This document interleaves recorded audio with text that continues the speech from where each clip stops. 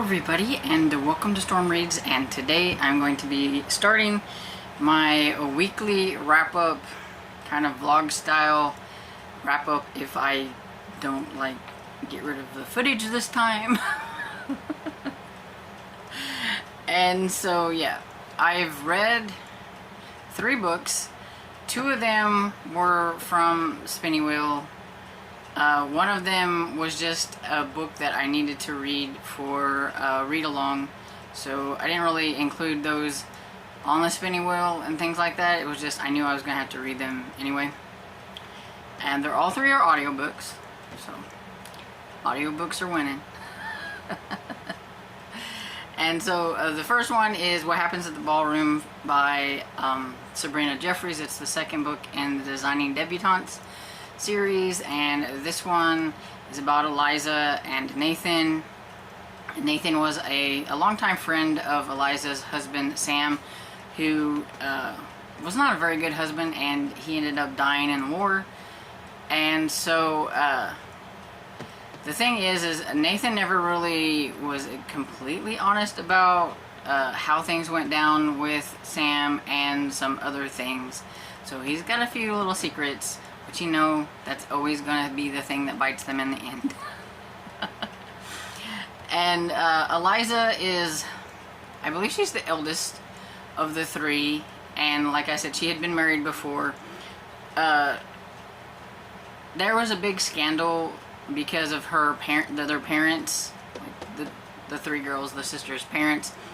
In the first book, you find out exactly what happened with the parents and why there's this huge scandal.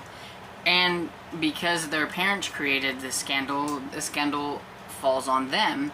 So the scandal affected all the sisters pretty much across the board, but it really affected one of the sisters whose name I can't remember, but because she was engaged and her guy decided to break things off because of the scandal. So she doesn't trust guys very well. And then Eliza thinks that her husband took up going to war and doing all that because he didn't want to be anywhere near the scandal, because they were already married and stuff. So that's a sore spot for her. And Diana never didn't really let it bother her that much, and that's why they came up with this event planning service, because there were, some young up-and-coming debutantes that might need a little bit of a polish, or whatever. Maybe there's some that have inherited this title, and they've never had to act prim and proper. And so they created this event planning thing and everything around that kind of thing. Help other young ladies not be scandalized or whatever it is and stuff like that. And so they do pretty good with that. And Eliza, since everything that's happened to her, she really relies on the money that they make from this and everything. And so she works pretty hard at it and good at it. And each of them have kind of their thing that they're really good at to bring to the table. But Nathan is in this one, and he has a ward. She's 20, I think she's 20, and she needs some polishing. She's got a child, and he won't really say too much about the child, which made her think at first that maybe he was the father, but he's like, oh, no way, or whatever it is. There was a little bit of a twist at the end that I figured out and stuff, so I was like, yay me. And everything. But yeah, I liked Nathan. I thought he was pretty cool. He needed some polishing, I think, a little bit himself. He's very jaded about relationships and things like that. He's a rake and things, and his upbringing kind of brought that about as well.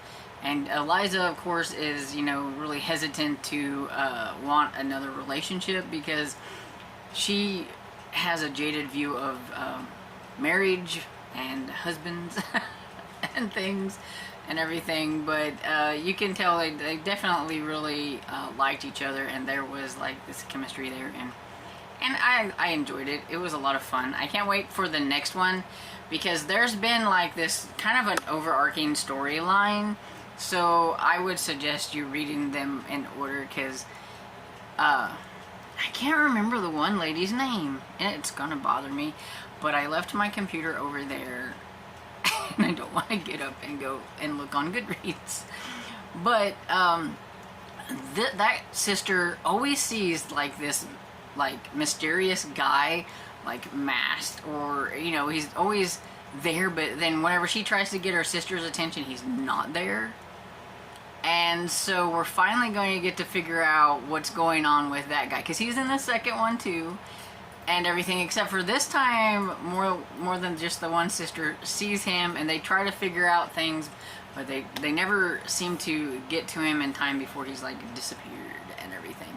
And so yeah, the third book's going to be his story, what's up with him, and why is he hanging around the event planning and all that stuff and everything. And then the one sister that I can't remember her name, but it's going to be their story, and I'm excited for that one. I'm really curious to see what's going to happen. It doesn't come out until like January, so it's kind of a bummer.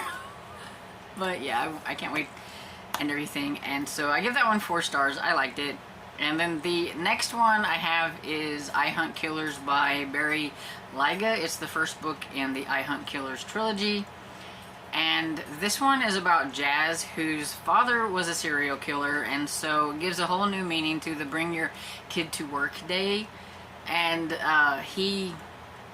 his father basically was kind of grooming Jazz to be a serial killer, and made him watch things, made him do things, made him always telling him all kinds of stuff about, you know, what it was he was doing and everything. His father never cared that, you know, he was teaching his son these things that no little kid should like actually be witness to. And so it's messed Jazz up a lot. He's really messed up in the head. His father got caught, and so now he's the son of a serial killer, and everybody, you know, looks at him a little bit different, and he feels different, and he looks at himself differently. He has these thoughts and these things, and he knows, and his father's in his head all the time. And so he's very concerned about the fact that, is he going to turn into his father? He doesn't want to be his father, but he's afraid that if he does this or that, that it's going to trigger something. And so he's always worried about that. Well, there's been some crimes committed, there's been some killings, and he knows that it's a serial killer. He just knows it, and he gets himself into some trouble with some of the cops. The one sheriff, I think it is chief or sheriff, who knows him, knows what he's trying to do and everything, and he keeps telling him it's not a serial killer, it was just a, you know, but he's like, no, and he lets him off the hook a lot and everything, because he knows about, you know, what's going on with him.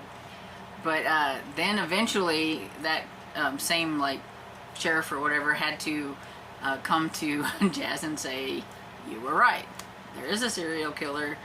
And, you know, Jazz is like, I knew it, you know, because he knows all these things. And he's got his little friend, I think his name was Howie or Howard or something like that, that he brings on these little missions to try to find clues. And he also has a girlfriend, and it was interesting to see, like, because, like, for a teenager, he should probably be doing, like, certain things, like, he, you know, he wants to get intimate with his girlfriend, but at the same time, he's afraid that if he does, that's going to trigger, like, something. And so, you know, he's got a really nice girlfriend who puts up with all of his crap, because sometimes, I mean, it's just like, get over yourself, dude. You know, you're not your father, you're not this, but you know, it's in his head, and he has a hard time with it and everything. And some things go down, you know, with how things are going, and it really started to give me a bit of a I don't know if you've ever seen the TV show The Following. it kind of started giving me that kind of vibes towards the end, which I was like all for because I really like that show. and so I'm very curious to see where it's going to be going from how it ended. And so I can't wait to get to the second book in the series. But I do like to leave a little bit of time in between. I'm not a binger, and I don't want to like binge it and then get bored or anything, so I'll leave a little bit of time in between, but I do want to get to the second one fairly soon. And then the other book that I finished was my reread by listening. I read the E-Arc when it first came out, 12 Slaves of Christmas by Jacqueline Frost. And since we're doing this like read along, building up to whenever the new one releases in October, because Tiffany from the Beach Bum Bookworm is the victim in that book, so we're celebrating the fact that she is getting like one of her favorite things that she's always wanted to do. That was her wish, is to be a victim in a cozy mystery. And so Julianne Lindsay, who is Jacqueline Frost, said, sure, I'll do it. So she killed her off in the newest one that comes out. And so we're rereading, or if you've never read it before, you can read with us and everything. And so, yeah, it was fun to listen to because I'd never listened to it before. Like I said, I had gotten the E-Arc for it, and it was a lot of fun. The narrator, whose name I can't remember because I never can, she was really good. She did a really good job. I liked the kind of Bostonian type accent. At least I'm thinking that it sounded kind of like up that way, kind of an accent that she gave to Evans and everything like that. It was a lot of fun. It's about Holly, who comes back to Mistletoe, where she grew up. Her parents do this. They have a Christmas tree farm, because it is the Christmas tree farm series. And she comes back there because her boyfriend, or fiance, is what it is, broke up with her. They were supposed to get married on Christmas Eve, and here it is Christmas time, and yeah, and things didn't go well. But she's getting over it. Being home helps. And her parents put on these reindeer games, which are so fun. I would like to find a town that actually put on things like this. That would be like the quintessential small town Christmas. Hallmark needs to pay attention to this series and make something like this, because it would be so fun to watch and everything. But yeah, they have the reindeer game. So they have like snowman making. They make these giant snowballs and like try to run them down a hill, and there's all kinds of cocos and all that kind of stuff, and good food, and just all kinds of fun games. But there's this mean lady, and she ends up being killed, and the last person to kind of argue with her a bit was Holly's father, and so of course he's going to be the suspect, kind of. Nobody really thinks that he done that, and even the new detective in town doesn't really, think too much of that. But he was the last one, and it was kind of off of his property that she was found, and he did go after her because he was going to go after her to apologize. And of course, then Holly's the one that actually finds the body. And so yeah, so she decides to sleuth, and then she gets herself into some trouble because she gets these nasty notes, and Evan's trying to keep her from getting in trouble. And yeah, and which is kind of hard because she's everywhere. Like, even though she doesn't think she's sleuthing too much, somebody doesn't like her asking questions. And so yeah, so it was a lot of fun. It's a 5-star read for me. I gave 5 stars when I first read it, and it was still 5 stars because I really like it, and the narrator just really kind of bumped it up like even higher, because the narrator does a really good job.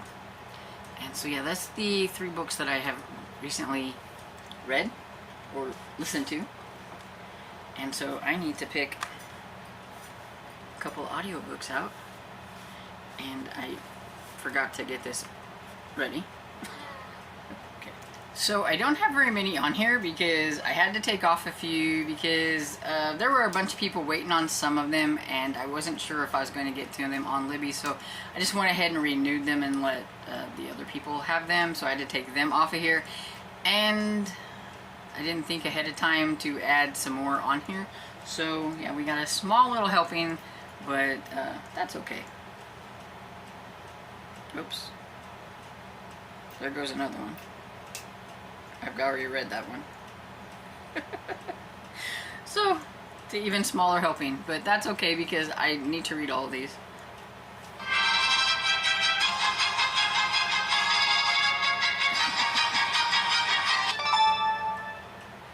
Oh, Onika and the Rise of the Rebels.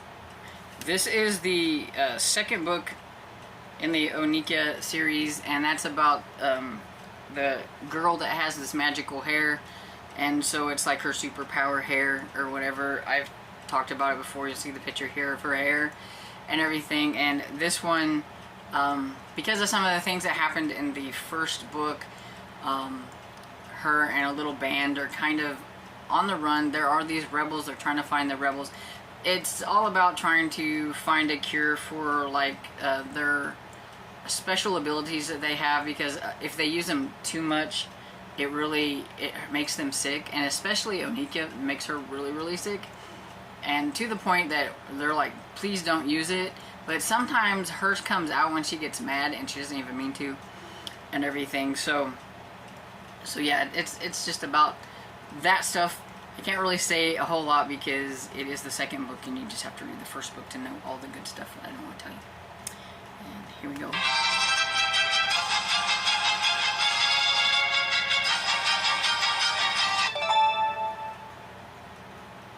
Oh, Fire and Rain. So exciting. Fire and Rain is the latest book in the Country Club series by Julie Mulhern. And it's like one of my favorite cozy mystery series. It's set in the 70s. I love that series so much. It makes me chuckle because every time I say I love that series and that it's cozy mystery, I can see Tiffany's face when she read like the first one and the stuff that she was talking about. So and everything. But yeah. Oh, so I'm really excited to get to that one. I've been having my eyeball on that one and everything. So those are two that I'm really looking forward to. And next time I'll have some more added onto my wheel because I only have 3 left on here, so you know that's not fun. We need to add some more to it. Hopefully the next time I'm on here though, it's because I've finished an ebook. That is my plan. Hello everybody, I am back with a couple of books that I finished.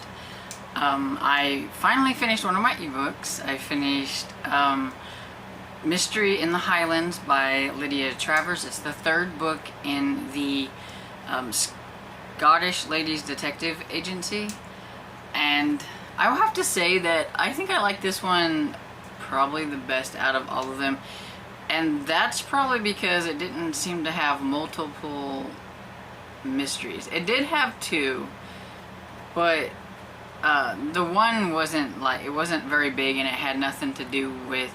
A lot of times when there's multiple ones, it seems like they end up kind of coming together at the end or something.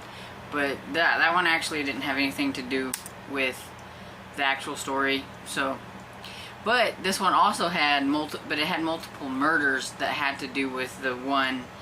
And this one, Maud and Daisy are asked by Daisy's cousin Clara to come to the Highlands where she lives and to kind of investigate, because 2 people from her choir have died, you know, kind of like really close to each other, so it just seemed kind of fishy to her. Though they said that the guy, John, died of a heart attack, but was it a heart attack induced by something or what? Everybody was saying, you know, it was just an accident. The other girl, she doesn't come from a wealthy family or anything, so when she's found in the water, nobody thinks much about it, but she's supposed to have drowned herself. It was just an accident. And, but Claire's just like, you know, that's 2 people from their choir, and it just seems weird that 2 people from their choir has died all of a sudden. And so, you know, they don't have any jobs right at the moment, so, you know, they went up there to investigate. And while they're there, they start getting these notes. They were trying to make it to where nobody knew that they were investigating, but there were a few that ended up finding out, and some of the things that were happening, they kind of had to let people in on it. But they started getting these notes, these like rhyming notes, and it gave them kind of like, they thought that maybe it was somebody from the choir, because the choir master, the lady whose husband had died, she always has them do a rhyme about their day. So, you know, they had to do like a rhyme that has to do with like how their day went or whatever. And so that seemed a little strange that the letters that they were getting were these rhymes. But in these rhymes were telling them who was going to be the next person to die. And so it was kind of a race against time to try to figure out what was going on. A lot of times they would almost get it figured out, and they'd get it figured out too late. And there were, let's see, we had the first two before they got there, and then there were two after they got there, and then they saved one because they figured it out just in time to get the stuff away from that person before anything bad happened. and stuff. And then some things are Maud almost could have been killed in a bicycle accident and things. So things were getting a little hairy for Maud and Daisy and everything. So like the stakes were really high because they were almost, you know, good to be injured or whatever. And so yeah, I think I like this one a little bit more than I had the first two. I enjoyed the first two, but I liked that this one was really centered around this one mystery, and I give this one a 4, I'd say 4.5 stars. I really did like it. It not well enough for it to be like, you know, 5-star material, but I did like it enough. I think it deserves a little bit higher, so 4.5. Then I finished one of the audiobooks that I spun for the other day, and that one is Fire and Rain by Julie Mulhern. It is the 16th book in the Country Club series. I love that series. They're short reads too, because it's only 5 hours. It was like a little over 5 hours to listen to, and so I pretty much listened to that one all in one day. I just got so wrapped up into it. I love the people that are involved in it. I like Ellison, I like Anarchy. I even think that her mother can be kind of fun at times, even though she's always razzing Ellison because she finds a dead body. But in this one, there's a lady that was going around at the beginning trying to get her to sign a petition because this other lady had like some bushes or whatever wasn't clipped right or something like that, and it is set in the 70s. And so she's like, no, I'm not going to, because she was more afraid of the other lady than she was this lady. And she's like, I'm not signing your petition. But then after a while, that lady and her husband end up going like on a vacation or something. I thought she was going to be the dead person because they were talking about it. Even some of the other people were like, you know what, if somebody was to offer, it wouldn't bother me any. So I really thought she was going to, but, you know, tricked me. They go on like a vacation, but their house burns down and somebody is in the house and everything. And Ellison knows that person and everything, so she is kind of involved a little bit. She didn't find the dead body, but her house is like almost right next to this, so her mother still thinks, you know, she's connected. She's always got to be there with the dead bodies. And yeah, but her husband, Anarchy, is, you know, going to be solving the crime pretty much. But she still ends up, you know, getting involved in certain things. And there's a storyline with this young boy who is in the swim meet, and her daughter goes to swim meets. Her daughter's like 17 or 18, I think, somewhere around there. And so she's at the meets anyway, and she sees the boy's father being really mean to him, and she kind of, you know, steps up and says something and everything, and he's like, you know, that's really none of your business. But she tells the boy that she'll, gonna root him on and all that kind of stuff. And then later, another thing happens with the young boy, and Grace is like, you need to do something. You need to tell him, because she had to give him a ride home. Grace did, because his parents never come and picked him up. And she's like, I don't want to get involved in this, and she ends up getting involved and seeing that there is a little bit of something going on there. And so she tells the woman that, the young kid he's always welcome at their home. He can come over and stuff if they need some help or whatever. He can come over and hang out. They have a dog. She has a dog. The dogs can play. He can be there. Their housekeeper, cook, whatever, likes feeding him because he likes to eat things that she loves to cook. So everything's worked out well. This one had a really kind of a sweet but sad ending, which I really liked. I kind of had a feeling that it might be headed that way with how things were going, but yeah, I really liked it. I didn't want to quit listening to it, because I'm like, I should quit, but then I'm like, no, I should read my print books. No, I'm going to listen to this. So I really liked it, and I give it 5 stars. Probably one of my favorite ones of late in that series, but I mean, I love all of them. They're just a lot of fun. I like the 70s setting. I love that the narrator has to go bring when the telephone rings. It's just a lot of fun. And yeah, so those are the 2 that I have finished. So I do need to roll. So I forgot to add some to my audiobooks. I remembered a couple that I needed to put on here, so I went ahead and put them on here. But yeah, and I used my phone, so I couldn't look on Libby on my phone. So we're just gonna go with these and see what happens.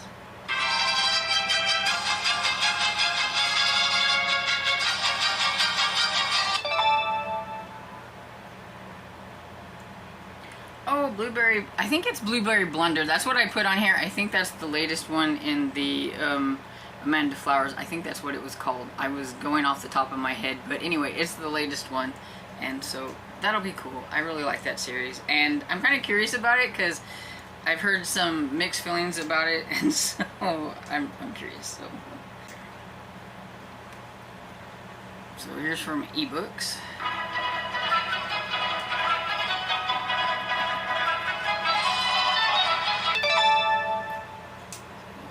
Can see that. Oh, Pennsylvania. Cool. Okay. That's a middle grade book. I don't remember a lot about what it's about, but I know it's pencil, in a writing Pennsylvania. And I'll put a picture here so you can see it. And I'm pretty sure it's about a kid, a grieving kid, I think, and he's angry scribbles or whatever it is, and I think something happens, they come to life, or something happens. I can't remember exactly. It's been a while. That one's been on my TBR for a while. It's an e-arc from, I think, a couple years ago. And so I trying to get to some of the old e-arcs and things like that. And so yeah, so I will give that one a try. And so yeah, I got 2, I think, pretty fun ones to add to my TBR for this month. And yeah, I'm almost done with Onika and the Rise of the Rebels, so I'm pretty sure that one I'll be back probably by the end of the day, I'm guessing, to let you know what I think about that one. And I'm still currently working on my 2 print books and everything. I'm very behind on the whole Christmas in July thing, but I started one at least. But yeah, I haven't gotten very far in either one of them. This one has very long chapters, and so it's hard for me to want to get into it because I like to read a whole chapter, and this one's got shorter chapters, and so I feel like I can get going with this one a little bit more than this one.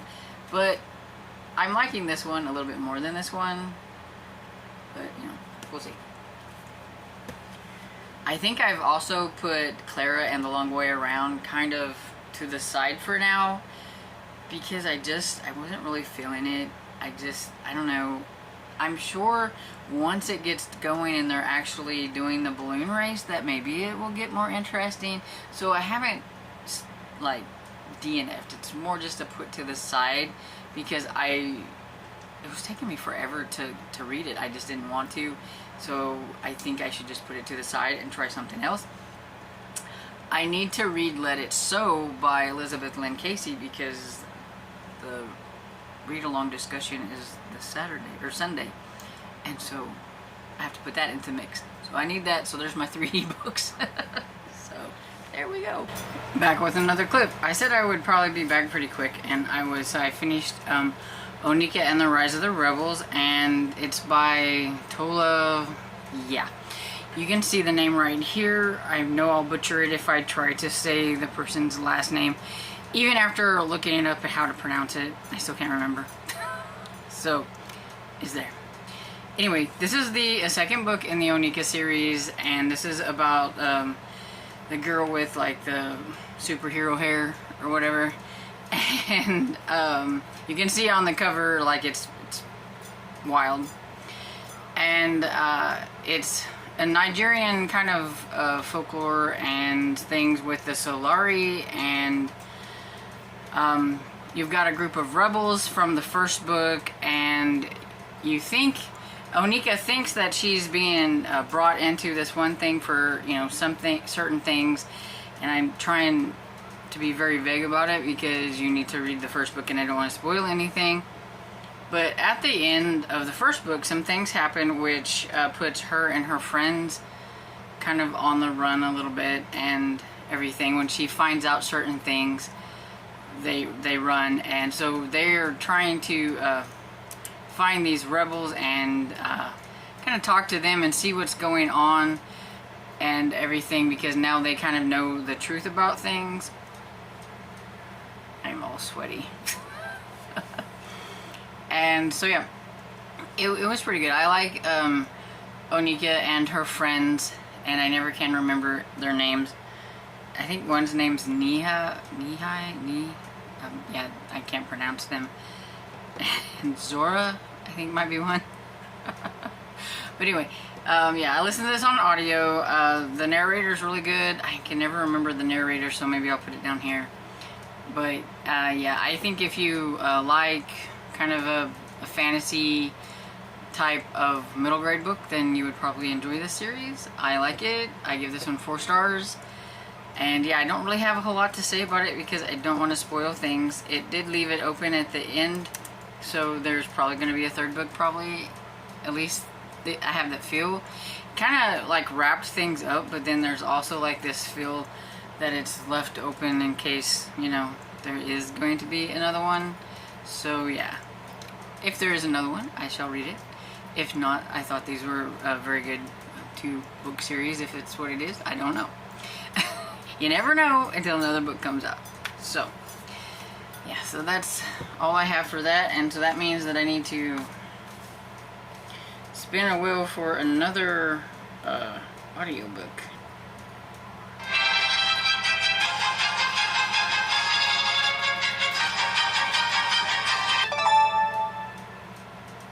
Oh, it's the Game for Dead Girls.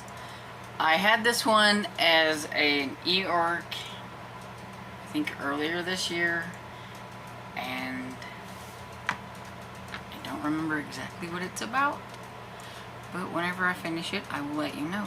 But here's a picture of what it looks like, and I will see you next go round. Bye. Hello everybody. It's time to wrap up this reading vlog with the last 3 books that I finished for the week. I keep forgetting to come on here whenever I finish one and make my clips, so then I don't necessarily have a lot of clips. But anyway, the first one is Game for Dead Girls by Jen Williams, and this one is about Charlie. It goes back and forth, so we've got like the present day, and then we have back in like the 1980s. Then there's even one that goes back to like the 1960s, and I feel like I'm going to sneeze. The allergies are really bad today. But anyway, in the 1980s, Charlie, her parents and stuff, they would take their caravan and they would stay in this one place. It was a little seaside town. And when they were there, she met this other girl, and I think her name was Emily.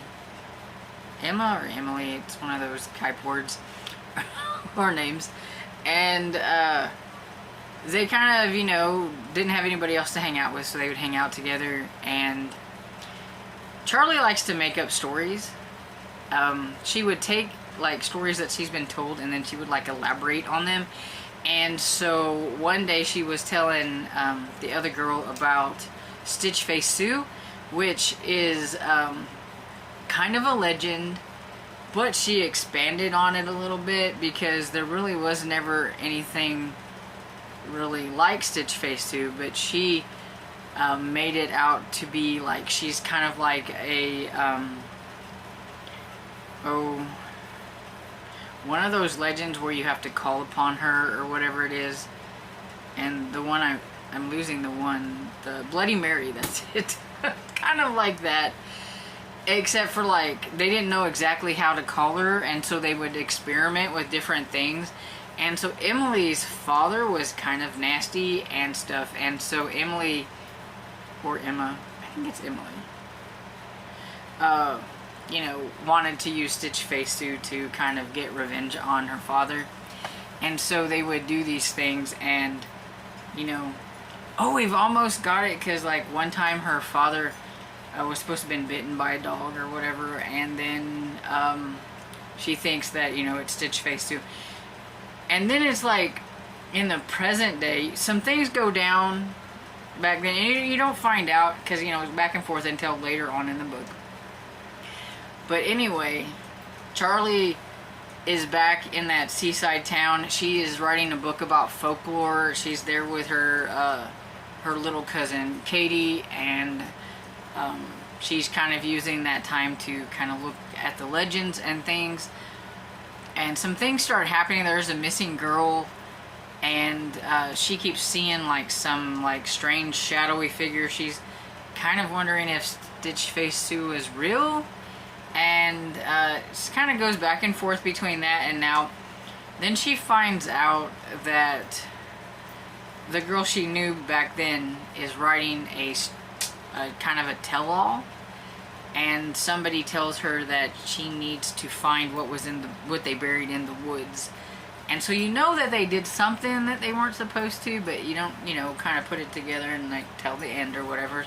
So I can't really say a whole lot, but then there was this POV with like the 1960s and this kid named Derek who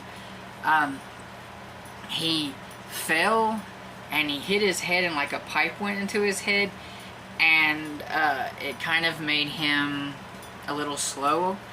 And his father thought he was going to be like this great physician and doctor, and so he would always let him come into his room where he had all this like things that pertain to doctoring and stuff, like pictures of flesh, you know, filleted and things like that, you know, weird stuff that I guess maybe some doctors might have back then.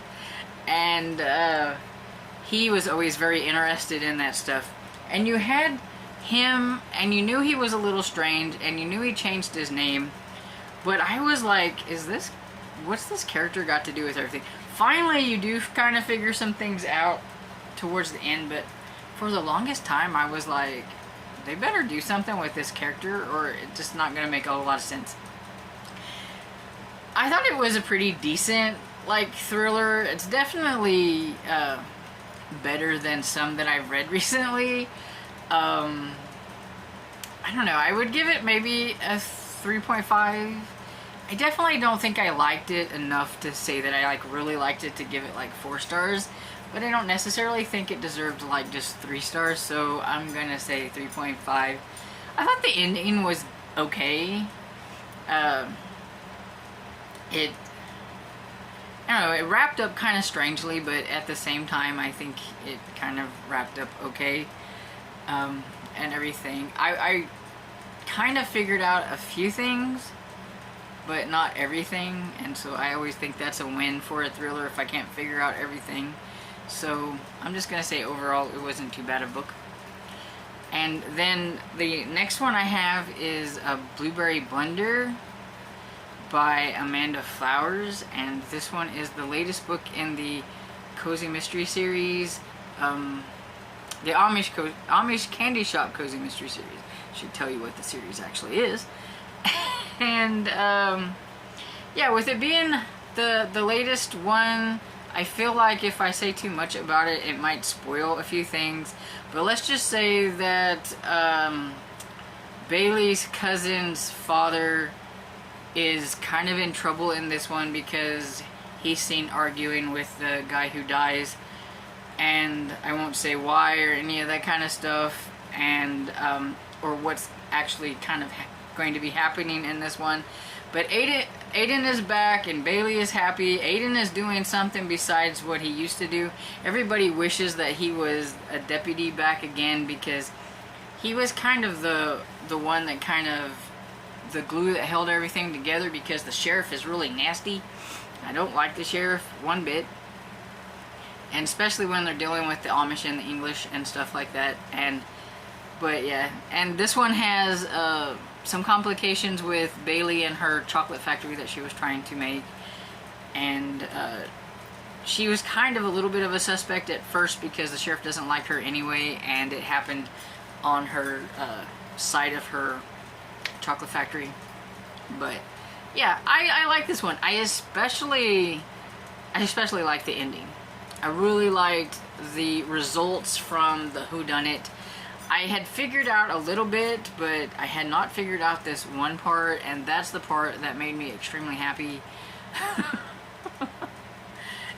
And yeah, I know it's kind of weird to be happy about the results of, like, you know, but yeah, I was extremely happy with that. So I'm really curious to see how things are going to go from there. I do hope there's going to be another one. There must be another one. Please let there be another one. I do have some things, though, I don't like about it. I still don't like Juliet. I wish she would just leave Aiden and Bailey to themselves and let them decide when and where and what they're going to do with their relationship or whatever and stuff. And so that's annoying. I also hate how she pawns Jethro onto Bailey all the time, and Bailey doesn't have enough backbone to say, I'm busy, I can't take care of your pig. I mean, yeah, Juliet's busy too, so crate the pig. Put the pig in a crate. People do it with their dogs all the time. Crate the pig. And, you know, or find a babysitter besides Bailey. But also, she doesn't have much backbone when it comes to Margot either. And so, she needs to, like, get a backbone, basically. But that's the only faults that I really have in it. I think if I read those books back to back, I may not like this series as well, but since I only read one whenever the new one comes out because I'm caught up, it doesn't bother me so much. But yeah, I would give this 4.5 stars. It would almost get 5 stars if it wasn't for the fact that Juliet drives me crazy. But I still think, you know, it was a pretty good read. And so the next one I have is Let It Sew by Elizabeth Lynn Casey, and this is the 7th book in the Southern Sewing Circle. It's the read-along that we're doing with the Killing Time with Cozies Discord, and this one, you know, I haven't really cared for this series very much, and I love Laura Bradford, who is Elizabeth Lynn Casey. I love all her other stuff. Like, her Amish Mystery series is one of my favorites. The Toby Tobias series, you know, everything. All her other series I love so much, but this one I'm not a huge fan of. But I actually kind of like this one a little bit more than the other ones, so that's always a win. This one has, shoot, I just finished it yesterday. So in this one, somebody that the sewing circle, the older crowd in the sewing circle knew really well, she used to be part of the sewing circle, has died. Her name was, I think, Charlotte or Catherine or something. I can't remember. I can never remember like low-key people, and I can barely remember main characters, and half the time I don't remember those. And anyway, she has passed on. She had, I think, gotten like Alzheimer's, dementia or something there at the end. But she was writing, like she was drawing these sketches, and at the very end she was saying something about it being wrong, the wrong person or whatever, and she couldn't lose both of them and all these kind of things, which her caretaker lady didn't really give her much heed to, and then feels a lot worse whenever she figures out that she was trying to tell her something. But they figure out that there's these sketches, and in the sketch there was something that makes them, especially Tori, figure that she needs to, they need to dig up something in on the library grounds, and when they do, they find an artificial leg thing, like a piece that was in somebody, and they find out that it was actually that lady's husband part, so they're figuring that he must have, therefore somebody must have killed him. Everybody thought he ran off, but he didn't, and so that's the story, is she's trying to figure it out. So it's kind of a cold case story a little bit. I mean, it's not like cold case, I thought he was gone, but then they dig up this stuff and they find him, but there's no actual body or like murder take place then, so that's why I kind of figure it's kind of like a little bit of a cold case. And so they're trying to figure out what's going on with that. I figured out part of it, because this one ends up having more than one kind of in-on thing, so I figured out part of it, and so good on me. And the other part kind of surprised me a little bit. But then, no, I'm not going to say that because I feel like that would just give things away, so... anyway, also I felt like there wasn't as much bickering between the old folk in this, and that's the thing that drives me crazy the most. I feel like I'm getting triggered by the name Leona, because every time Leona's on, she's always grouchy and gets on to Tori about this or that, or she's mean to her friends, and I've gotten to where I don't even want to read about her, and so whenever it mentions her, I'm like, you know, kind of like getting ready for something to be cringy. And I didn't feel like there was that much of that in this one, and that's probably why I enjoyed it a little bit more. Yes, there was a little bit, because Leona's going to be her, and, you know, there's not going to be any changing that, I don't think.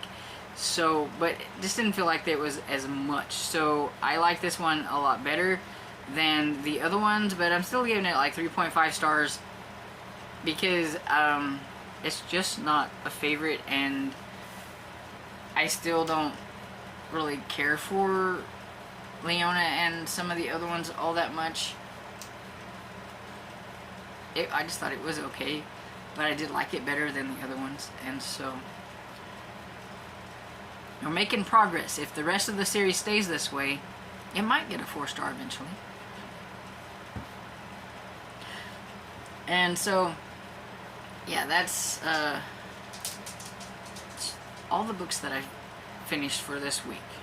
So I finished, let's see, I finished 7 books, so I did pretty good.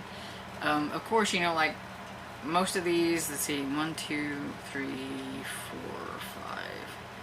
5 were audiobooks, and one was an e-arc, and then the other one was an e-book. So, not too bad. I do need to spin the wheel for an audiobook. I'm only going to do it once, even though I should do 2. But I actually have an audiobook on the go, because I tried filming this once already, but I forgot like an entire book to talk about, and so I started over, and then I forgot while I spin the wheel, and so you'll see that one later. I'm going to separate out talking about what I'm still reading and currently reading and all that stuff, and just do like a currently reading video, I think on Monday, and just let you all have this now, because the video is going to be like super long anyway. I can tell already. So I'm just gonna pull one audiobook.